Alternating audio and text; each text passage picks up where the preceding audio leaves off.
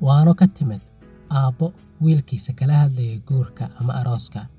Ugu horreyn, wiilkaygiiow, haddii aad naag lacag siiso ayna ku weydiin inaad lacagta keediso ama aad maal gashato, haddii ay keliya ku faraxsan tahay dareenka ama jabiga oo keliya, ha guursan.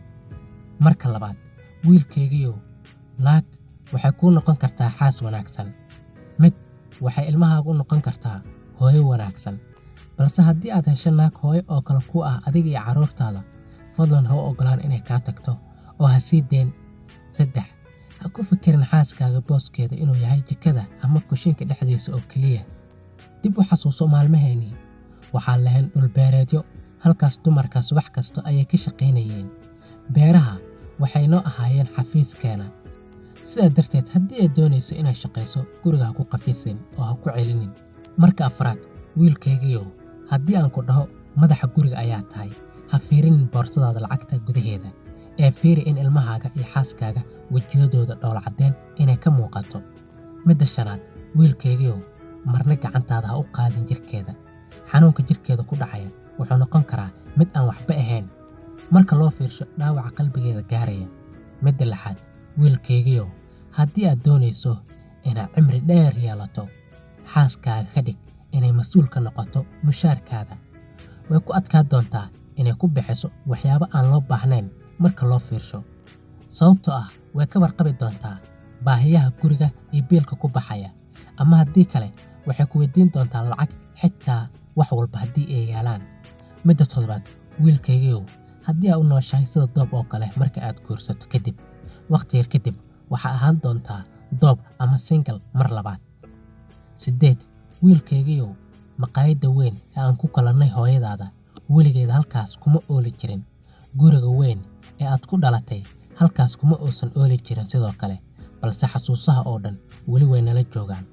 Waxayna ahaayeen xasuuso farxad leh. Sidaa darteed, wax macno ah ma lahan sida uu gurigaagu u weyn yahay iyo alaabaha kaleba. Iska hubi xasuusaha aad samaynayso inay yihiin kuwo farxad leh. 9, wiilkaygiiow, lacagahaaga ha ku bixinin si ay ilmahaaga ku qarimayaan. Ilmahaaga weligooda ma ogaanayaan sida adag ee aad lacagaha ku shaqaysay, halka lacagaha ku qarash garay xaaskaaga, waayo waa naagtii ku garab istaagtay waqti dheer. 10, wiilkaygiiow, mar walba oo isdhaahdo xaaskaaga way isbeddeshay, gudahaaga fiiri. Waxaa ku jiri karaa walax aad samaysay oo inaad joojiso lagaaga baahan yahay. Sidoo kale, xaaskaaga waxay noqon kartaa humaag celinta ficiladaada. 11, wiilkaygiiow, xaaskaaga hala barbardhigin naagaha kale. Way kuu dulqaadan doontaa xaaladaha ugu xun, kulama barbardhigi doonto ragga kale. Sidoo kale, 12, wiilkaygiiow, naagtaada ula dhaqan boqorad oo kale. Markaas kadib ayay kugula dhaqmi doontaa sida boqor oo kale. Ula dhaqan sida aad rabto inay ayada kugula dhaqanto. Xushmadda waa la kasbadaa. 13, wiilkaygiiow, waxaan qalad ku sameeyey inaan gabdhaha kula dhashay aanan iskool u dirin. Waxaan u malaynayay in gabdhaha magaca qoyskayga aysan ballaarinayn oo meel sare gaarsiinayn. Ha samayn qaladkii aad sameeyey mid la mid ah.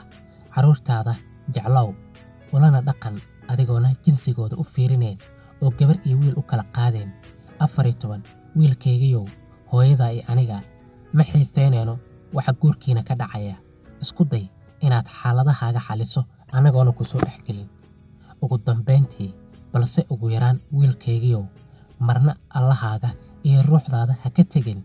Allah la hadal mar walba oo dhib ku soo gaaro, qoyskaagana si joogto ah ugu duceey.